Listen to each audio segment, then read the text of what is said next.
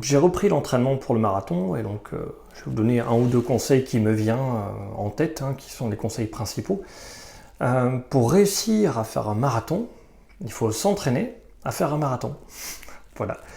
Ça veut dire quoi? Ça veut dire que là je sors de blessure, je recommence à courir ce que je peux, j'y vais autant de fois que je peux.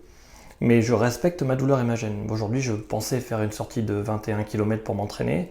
J'ai de la pérostite qui m'embête. Sur le coup, je fais uniquement, j'ai fait que 10 km, mais je l'ai fait sans douleur, sans gêne. Et là, je sentais que mes muscles commençaient à fatiguer, avaient du mal à prendre le relais, donc je fais une pause. C'est pas grave. Donc je me suis arrêté avant de me blesser. J'ai pas du tout réussi mon objectif d'entraînement. Mais demain, je recommence. Et demain, je vais essayer de faire 6, 8, 10, 12, 15. Ça dépend comment je me sens, comment j'ai récupéré.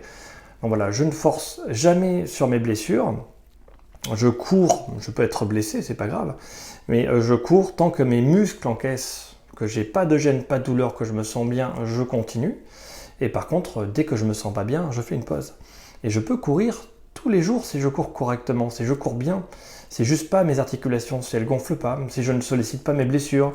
Pareil, si je ne gonfle pas, si je n'ai pas de douleur. Je peux courir tous les jours.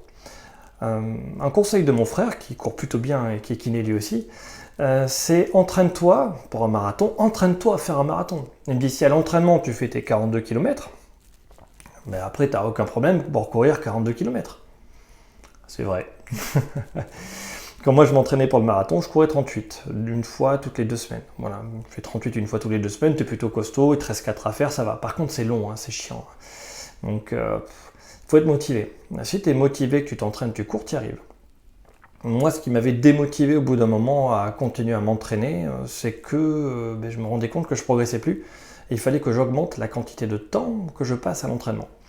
Pour vous donner une idée, pour courir tranquille un marathon, c'est-à-dire moins de 4 heures, hein, plus de 4 heures, on peut commencer à avoir vraiment mal à plein d'endroits différents. Pour moi, je pense qu'il faut s'entraîner à peu près entre 6 et 8 heures par semaine. Pour être bien, c'est 8 heures. Pour être mal, c'est 6 heures. On finit en 4 heures, c'est chaud. 8 heures, on peut être bien. Attention, ce n'est valable qu'au moment où on s'entraîne pour progresser. Après, une fois qu'on a atteint le niveau, il y a besoin de moins pour entretenir ce qu'on est, parce qu'on a déjà le niveau. Mais sur une progression, ce que là, je pense qu'il doit intéresser la plupart des viewers, des gens qui regardent cette vidéo-là, il faut manger surprotéiné, s'entraîner, être en surentraînement, faire très attention parce qu'on se blesse. Une fois qu'on a le niveau, c'est facile. Mais voilà, pour progresser, je pense qu'il faut bien 8 heures par semaine pour être tranquille. Si vous mettez plus de 4 heures, vous allez avoir mal partout.